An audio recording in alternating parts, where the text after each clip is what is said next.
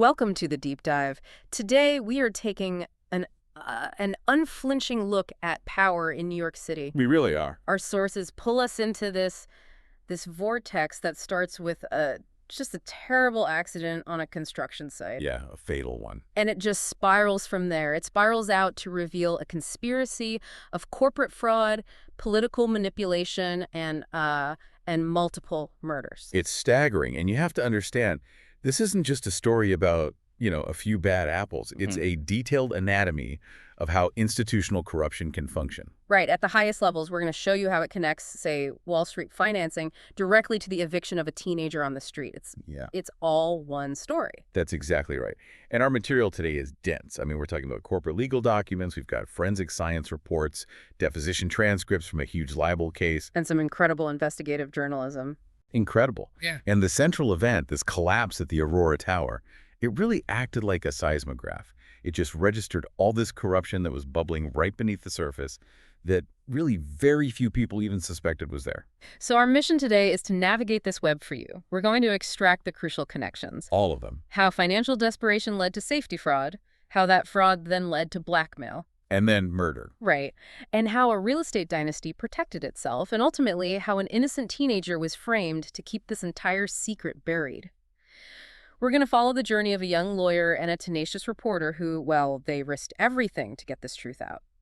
So, let's start at the disaster itself. The scene is the Aurora Tower construction site in Manhattan, this massive symbol of luxury, of vertical growth, and then just catastrophic failure. It happened 300 feet up. It's hard to imagine the scene. Our materials really emphasize the sound. What did it sound like? They describe it as a terrifying, groaning roar. That's the quote. Just this huge section of concrete, an entire floor slab, just disintegrating, giving way. This wasn't a slow sag or a crack. No, not at all. It was a sudden, violent, total structural failure, 300 feet above the ground. And for anyone in New York at the time, you have to remember, the sound of disintegrating concrete, that chaotic noise, it immediately brought back these dark, visceral memories of the Trade Center. Of course. So it grabbed the city's attention instantly. And the immediate human cost was just devastating. 3 men were caught in that free fall. They plummeted 25 stories. There was no safety netting that could have saved them. No. And they were just names in the paper the next day. But the sources we've seen, they make sure we know who they were. Let's name them. Kieran Doyle, a U.S. citizen from Hell's Kitchen. Dmitry Serbiak, who was a Polish immigrant, trying to build a new life here. And Esteban Martinez, an illegal immigrant from Honduras. He was using a forged ID just to get union-scale wages. These are the guys working the riskiest jobs. Always. And they paid the ultimate price because someone, somewhere, cut a corner. And that corner cutting, it wasn't just casual negligence, was it?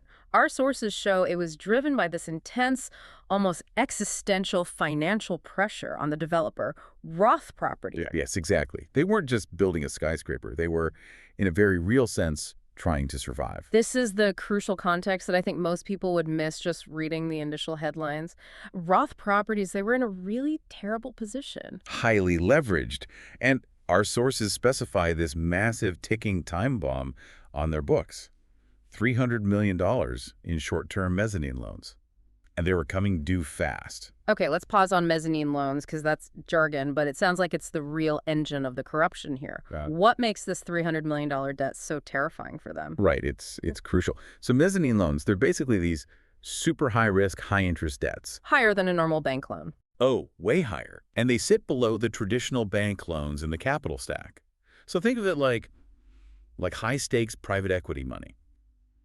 And the terrifying part for the Roths was if they defaulted. Which they were very close to doing. Exactly. If they defaulted, these lenders, and we're talking about powerful hedge funds, they could just seize the equity in the entire company. Wow. Not just the building, the whole empire. The whole thing. Before the regular banks even saw a penny, they could lose the entire family business, the dynasty, overnight. So the plan was simple. Sell the high-end condos in the Aurora Tower, use that cash flow, pay off the $300 million, but the market. The market froze.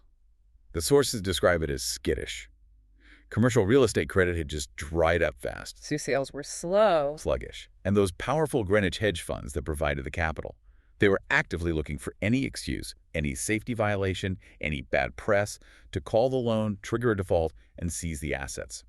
The pressure on the family, and specifically on Simon Roth, was immense. Failure meant losing everything.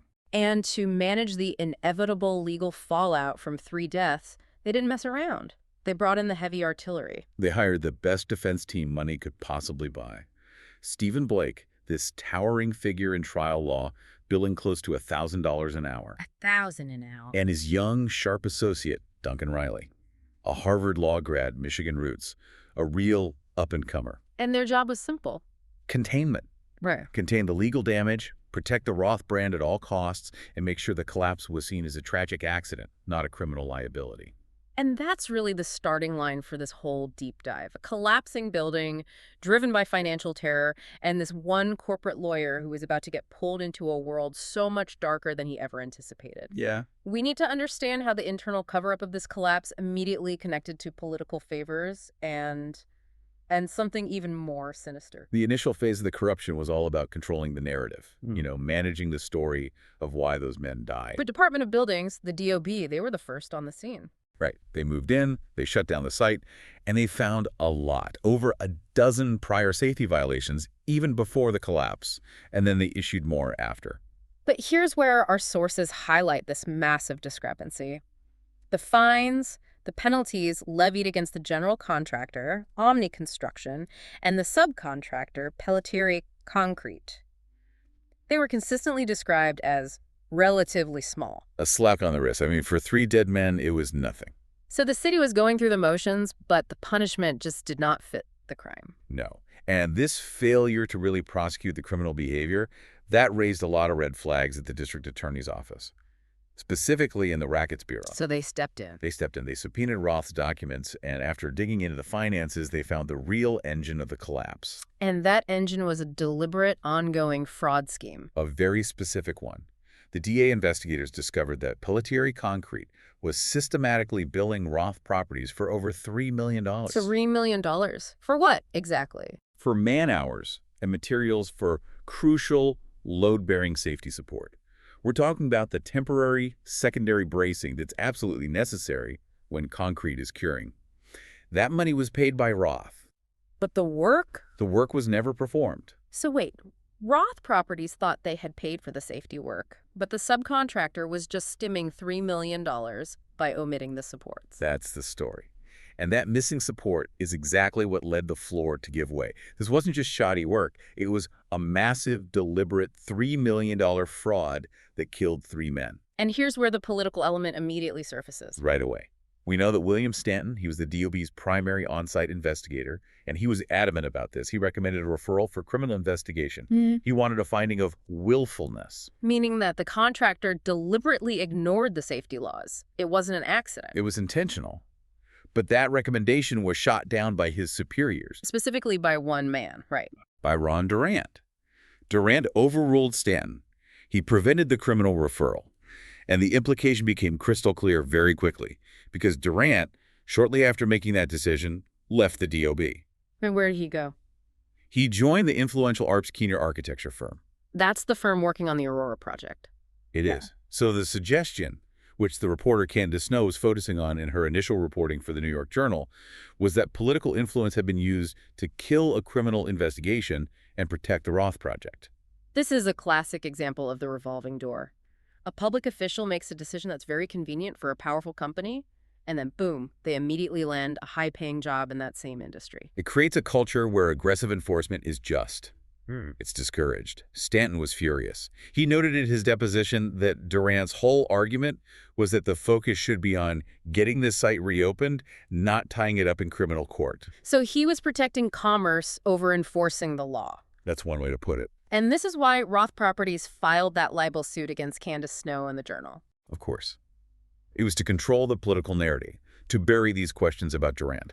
And Duncan Riley, the young associate, was tasked with running this very high-stakes civil suit. And this is where things start to change for Duncan. This is where his cynicism about corporate law starts to crack.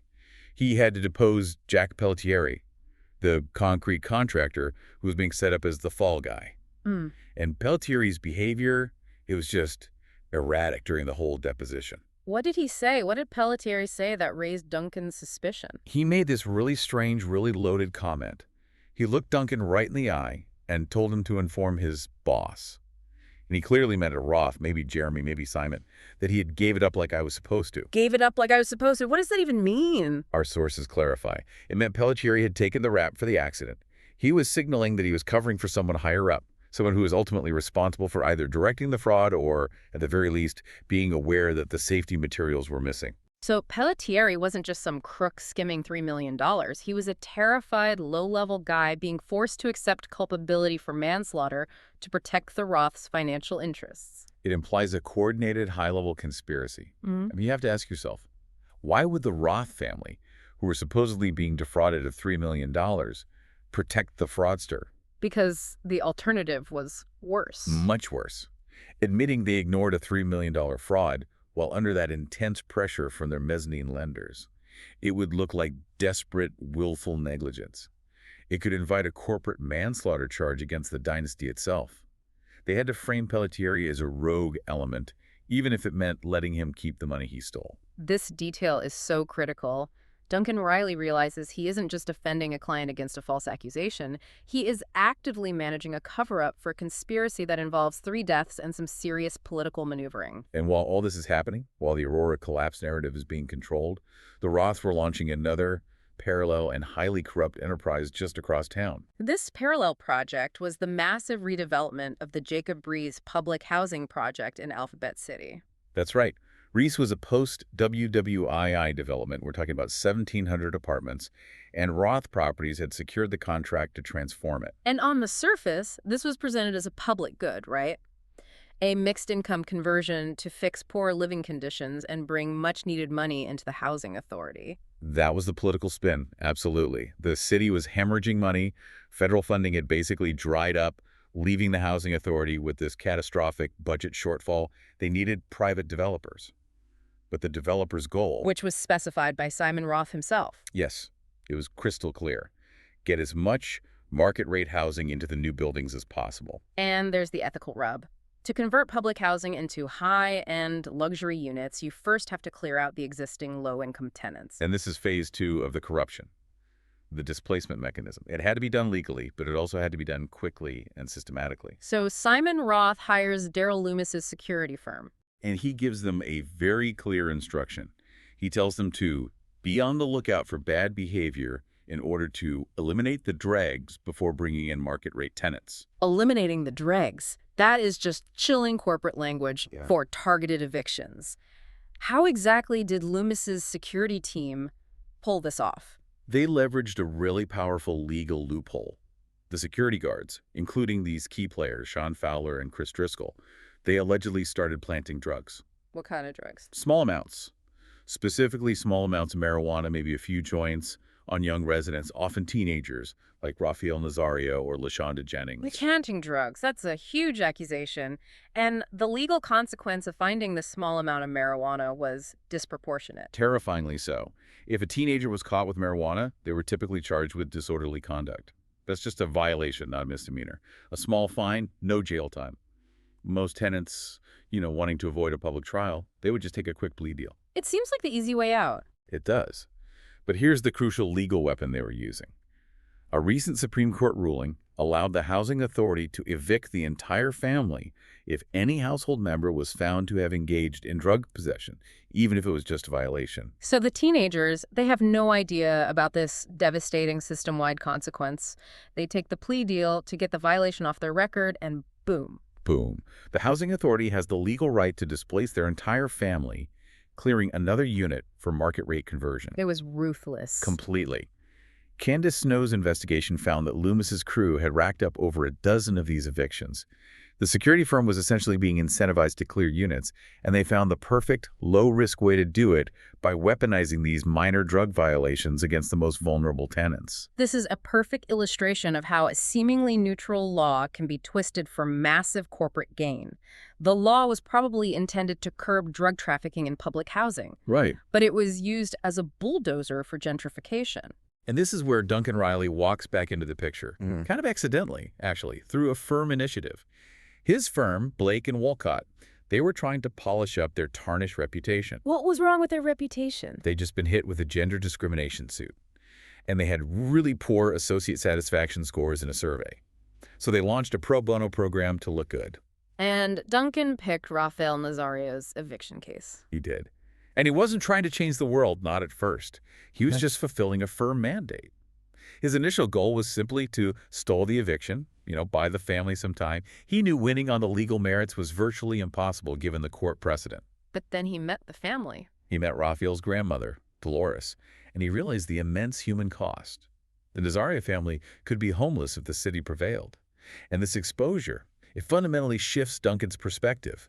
He goes from being a high-paid corporate gun to someone who truly sees the impact of his work on real lives. And right here, the two strands of the Roth conspiracy, the Aurora fraud and the Rees evictions, they converge, and they do it violently. Yes, Sean Fowler, one of the security guards who was allegedly planting the drugs, he's shot dead at Jacob Rees. The focus immediately shifts, and Duncan's client, Rafael Nazario, becomes the prime suspect. Right away. And the prosecution's case seemed, on the surface, airtight. But it was built on what Duncan would later argue was just a house of cards of circumstantial evidence and very flawed forensics. So let's look at the strength of the DA's case against Rafael. They had motive, they had an eyewitness, and they had forensics. On motive, it was simple. Fowler caused the Nazario family's eviction, so Rafael retaliated. It was a neat, believable narrative for the police to run with. And the eyewitness. Fowler's partner, Chris Driscoll, also an ex-com, also a Loomis guard, he provided a solid ID.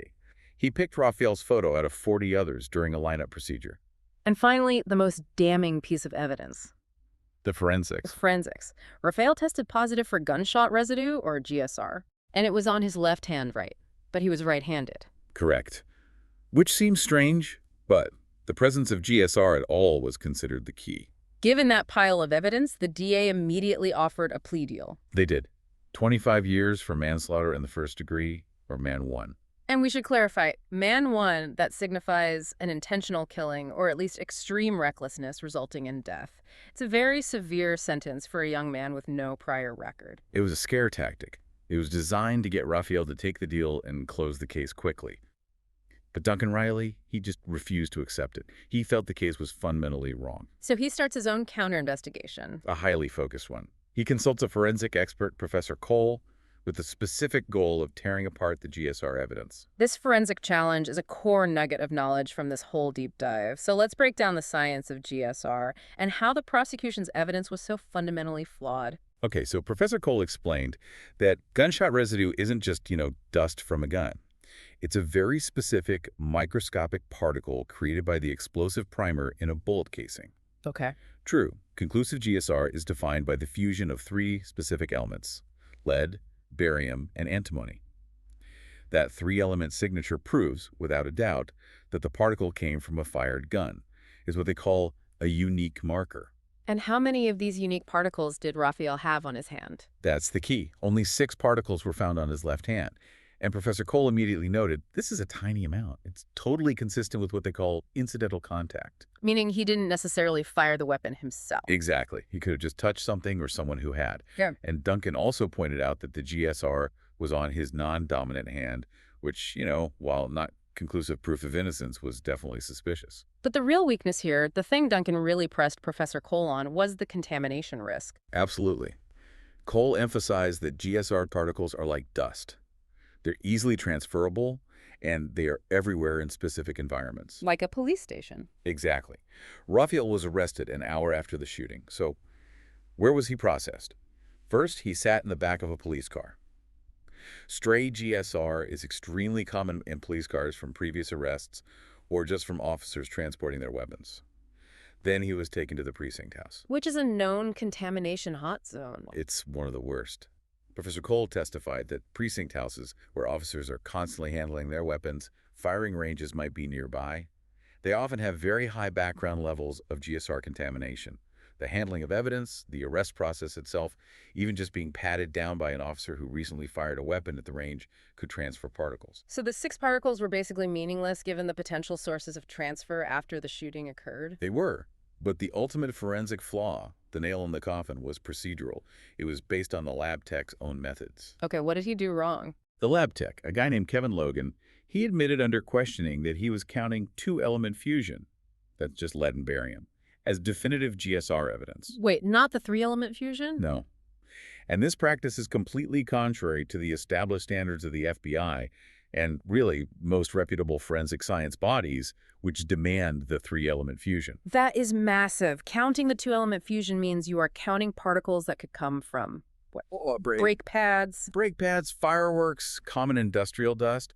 You're essentially turning incidental contact into definitive evidence of firing a gun. By successfully challenging this flawed methodology, Duncan proved the GSR evidence was just junk science. He did, and it forced the DA to withdraw the evidence entirely, which crippled the prosecution's case. Judge Lasky was highly alarmed. He noted the court would have to go back and review dozens of prior convictions where this same lab tech, Kevin Logan, had testified using this flawed standard. It was a massive victory for detailed critical defense work. But despite this huge win, Duncan's firm, Blake and Wolcott, they were not celebrating. Not at all. His boss, Stephen Blake, pressured Duncan heavily to just abandon the fight and take the plea deal. Even without the GSR evidence. Why? Blake's reasoning was purely tactical. He argued that even without the GSR, the motive, the eviction, and the eyewitness ID from Driscoll were still strong enough for a jury to convict. But Duncan refused.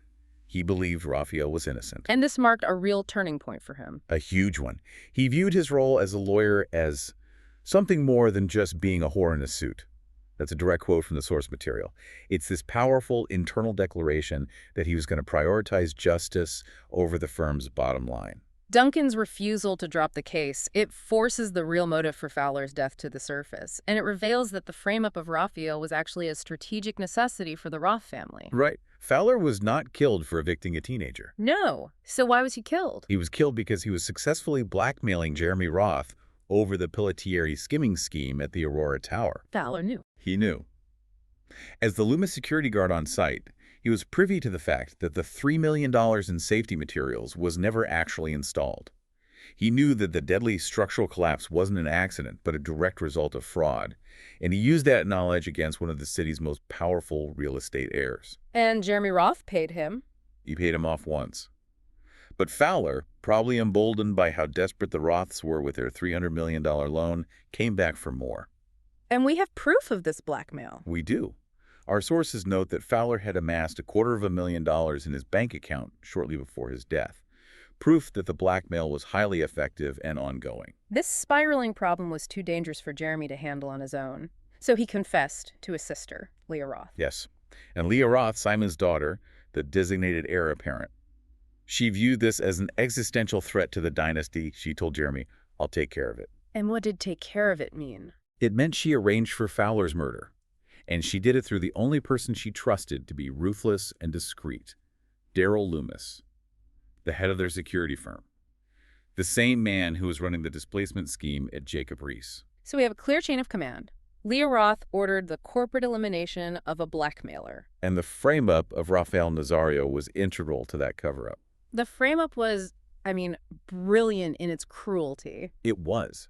It provided the police with an immediate, tidy motive eviction retaliation that conveniently steered the entire investigation away from Fowler's recent $250,000 windfall. And away from his knowledge of the Aurora Tower construction fraud. Exactly. The entire murder investigation just became a diversionary tactic for the Roth family. And meanwhile, the reporter, Candace Snow, she was relentless.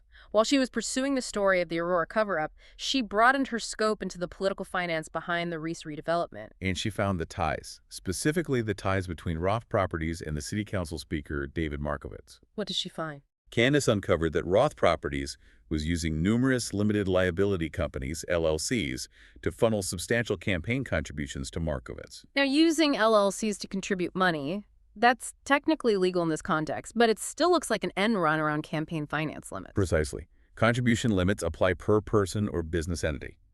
Roth had dozens of entities. The sheer volume of contributions from all these affiliated LLCs to a powerful official like Markovitz, who was crucial for approving the Riis public housing conversion, it raised serious political questions. As one of Simon Roth's advisors was quoted as saying, "How it looks is the question." Exactly. The implication was clear. The money flowed, and the permits and tax breaks for the Riis project followed. As Candace and her sources closed in on both the fraud and the political connections, the Roth and Loomis machine turned its intimidation tactics on them. The retaliation was severe, and it was physical. Candace's apartment was broken into. Her laptop, which had all her investigative files, was stolen. She was later mugged in the street. This wasn't just petty crime. No, this was targeted.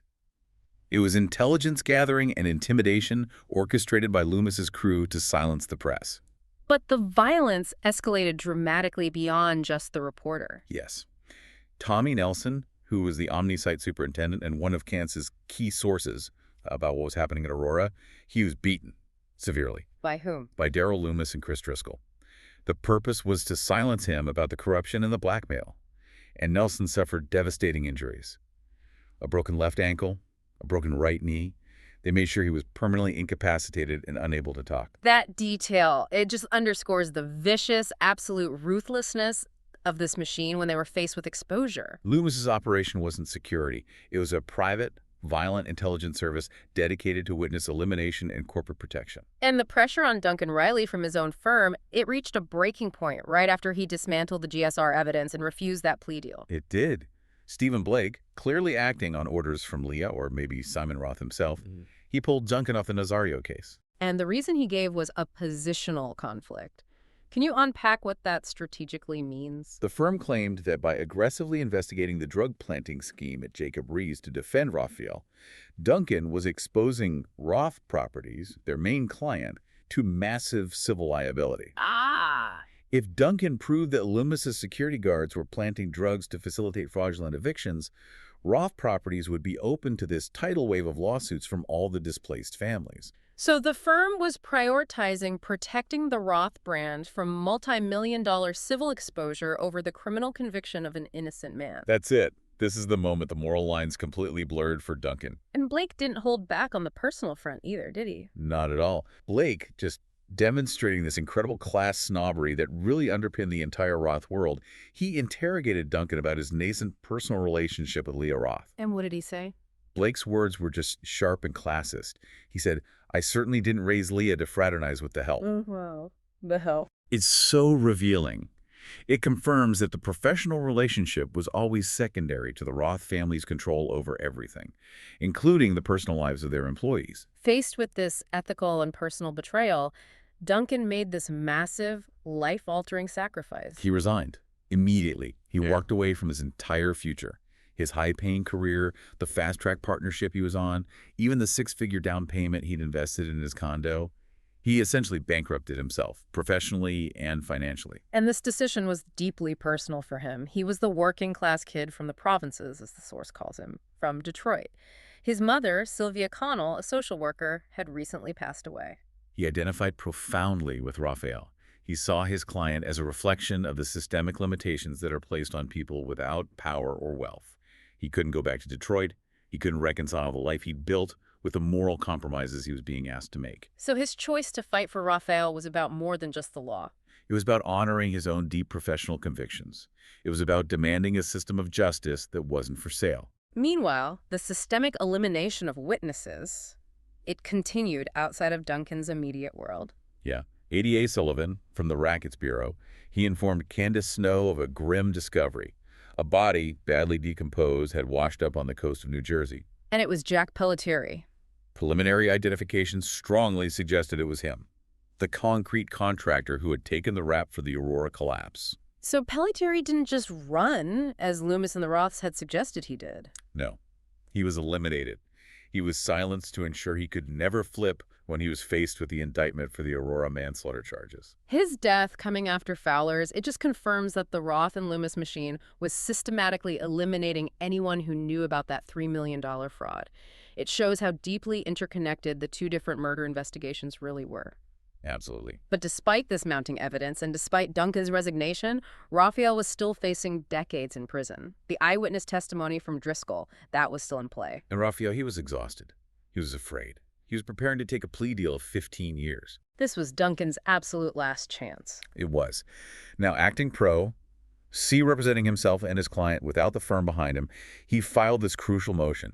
He asserted a fraud upon the court. What does that mean? He argued that the entire prosecution of Rafael was tainted, that it was a frame-up orchestrated by the Roth family and their security guards. He requested a sealed hearing to question witnesses under oath, arguing that the court itself had been intentionally misled. And the judge, Judge Lasky, Though he expressed some serious skepticism about Duncan's claims, He called it an elaborate conspiracy. he granted the hearing. He kept it sealed to prevent any further political fallout for the Roths. And Duncan's first witness was Leah Roth. And Leah, she was poised, highly disciplined. She stonewalled Duncan completely. Oh. She just denied everything, denied any knowledge of the blackmail, the drug planting, Loomis's involvement in anything beyond standard security. And she hid behind legal privilege attorney-client, work product, to avoid answering any direct questions about why the firm dropped Duncan or the internal workings of Roth Properties. She maintained the perfect defense of a corporate heir. Deny and cite privilege. Duncan needed someone who could break through that. He needed a third party. And he had the ultimate smoking gun, Alina Porter, Jeremy Roth's girlfriend. And she wasn't an employee or an attorney. So the privilege claims failed. The court was forced to hear her testimony. Blake must have fought it. Oh, he fought tooth and nail. He tried to discredit Alina, suggesting she was financially motivated. He even stooped to calling her a whore during his frantic attempts to cross-examine her. But Judge Lasky shut him down, ruled Alina's testimony was admissible. So when Alina Porter took the stand, the entire conspiracy it collapsed. Completely. What was her testimony? Alina testified that Jeremy, who was just consumed by guilt and fear over the whole spiraling situation, had confessed everything to her. He confirmed the blackmail by Fowler, confirmed that Fowler was killed because he came back for more money. And the crucial part. Alina testified that Jeremy admitted his sister Leah had orchestrated the elimination.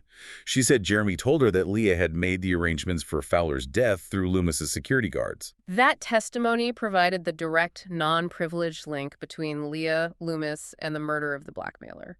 It just blew Leah's denial out of the water. The case was breaking, but the violence, the hands-on part, needed to be confirmed by the orchestrator himself. And this is where Candace Snow, who was now blacklisted by her own editors for pursuing this Roth story, took a massive physical risk. She agreed to participate in a police sting operation to lure Daryl Loomis into a confession. They chose a highly symbolic location, the unfinished 27th floor of the Aurora Tower, the scene of the original crime. Candace lured Loomis there under the pretense of a major payoff for his silence. And Loomis, confident in his power, believing he was completely untouchable, he walked right into it. He did. He confessed everything. He revealed the extensive nature of the murder plot. He confirmed he knew about the Pelletieri killing, explaining they pressured him to run first. He detailed the continuous surveillance and the physical retaliation against Candace and Tommy Nelson. He just laid it all out. He did.